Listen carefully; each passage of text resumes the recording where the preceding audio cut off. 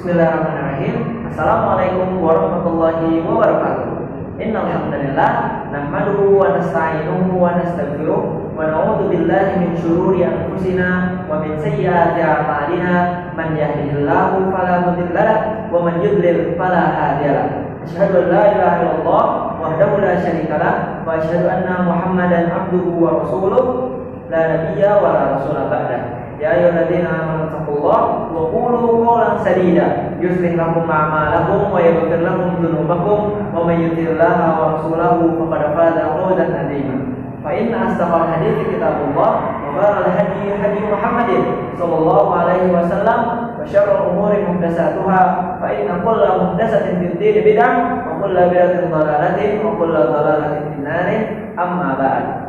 Alhamdulillah, saya ingin berterima kasih sebelumnya kepada Ustadz Fahri Farid yang sudah mau mengajarkan saya banyak sekali materi-materi penting tentang bagaimana memanajemen organisasi dan sumber daya insani.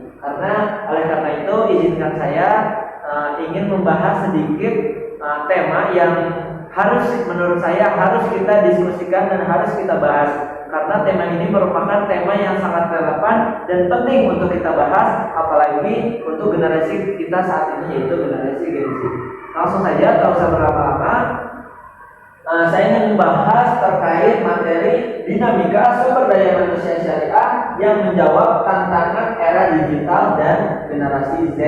Kita tahu ya bahwa semakin maju sebuah zaman, maka semakin maju juga teknologi atau inovasi-inovasi terbaru pada zaman itu. Karena kita tahu banyak sekali inovasi-inovasi terbaru khususnya di bidang pekerjaan atau di bidang bagaimana kita bekerja dengan perusahaan-perusahaan atau bekerja dengan orang lain, terkhususnya secara online atau dalam jaringan. Nah, langsung saja. Ada tiga hal yang membuat SDM Syariah bisa menjawab tantangan di era digital ini. Kita tahu bahwa revolusi AI sendiri merupakan sebuah tools atau sebuah alat yang bisa membantu kita mengefisiensikan waktu dan kerja kita selama ini. Revolusi AI ini sangat penting bagi kita karena bila mana kita bisa memanfaatkan AI dengan baik, maka kita bisa menghemat atau bekerja lebih baik daripada tidak memakai AI itu sendiri. Yang kedua, demografi Gen Z. Yang ketiga, flexible work. Nah, ini juga sama ya, demografi Gen Z, flexible work itu yang membuat dinamika SDM Syariah bisa menjawab tantangan. Karena kita tahu nih, Gen Z yang pengennya kerjanya santai, yang kerjanya pengennya bisa di mana aja. Nah, itu bisa menjawab tantangan-tantangan, namun harus sesuai dengan skill dan hal yang bisa atau output yang bisa diberikan oleh Gen Z itu sendiri. Karena saya tahu bahwa bila mana revolusi AI bisa dimanfaatkan, demografi Gen Z sekarang bisa dimanfaatkan, flexible work yang bisa menjawab tantangan-tantangan saat ini bisa dimanfaatkan, maka SDM Syariah Gen Z tersebut bisa menjawab tantangan di era digital saat ini. Namun perlu kita ketahui bahwa poin-poin 3 poin tersebut harus berlandaskan 4 hal, yaitu ada amanah, syura, dan ihsan. Mengapa kita harus membahas 4 ini? Karena kita tahu bahwa manusia itu harus adil, manusia itu harus jujur, manusia itu harus amanah, manusia harus suka bermusyawarah, manusia harus berlaku baik. Karena tanpa 4 ini, keberkahan sulit untuk didapatkan. Bagaimana coba kita pikirkan bagaimana kita mengerjakan sesuatu namun tidak adil, tidak sesuai dengan tupoksi dan sesuai dengan tempatnya.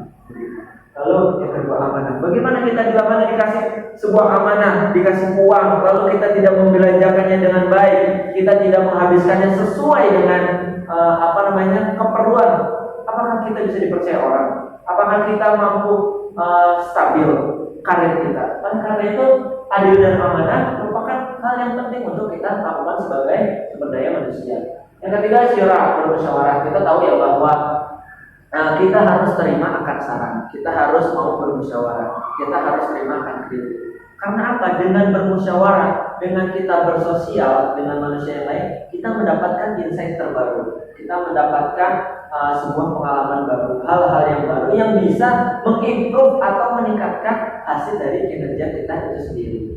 Yang keempat, ihsan atau berlaku baik. Jadi menurut saya ini adalah masalah niat. Jadi apapun pekerjaannya, niatkan itu karena Allah Subhanahu wa taala.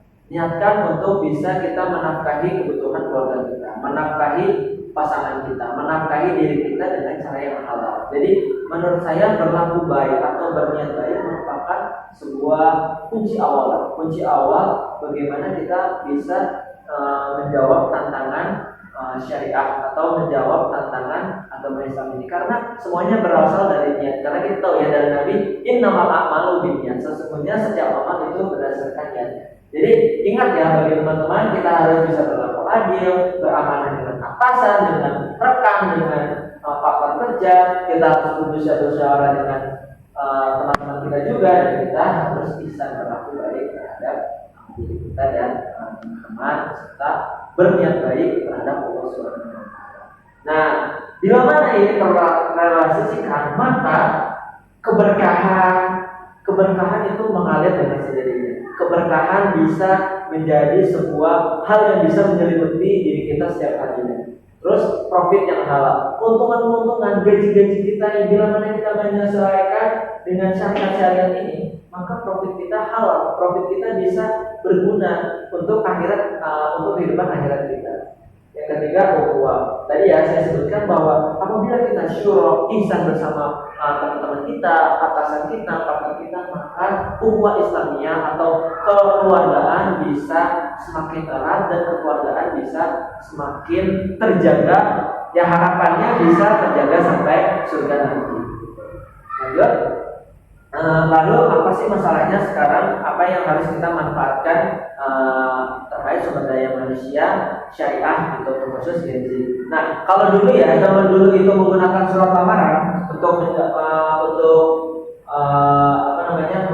mengapply kerja. Sekarang kita sudah ada LinkedIn, kita sudah ada Upwork, kita sudah ada Kerjain. Itu yang mana memudahkan kita. PR-nya apa? Nah, kita harus bisa membaguskan atau mengimprove CV kita, kurikulum kita, atau portofolio online kita, agar kita bisa dilirik oleh perusahaan-perusahaan besar. Kita tidak perlu lagi untuk mengirim surat lamaran ke perusahaan-perusahaan, jalan pintu ke pintu untuk melamar. Kita cukup saja memanfaatkan LinkedIn, kita memanfaatkan Upwork. Namun PR-nya itu sendiri, bahwa kita harus memiliki portofolio yang jelas, kita harus memiliki jejak rekam yang bagus, kita harus memiliki sebuah karya yang menarik di mata perusahaan. Oleh karena itu saya menyarankan kepada teman-teman, khususnya juga buat saya sendiri sih, untuk meningkatkan terus portofolio dan pencapaian-pencapaian kita.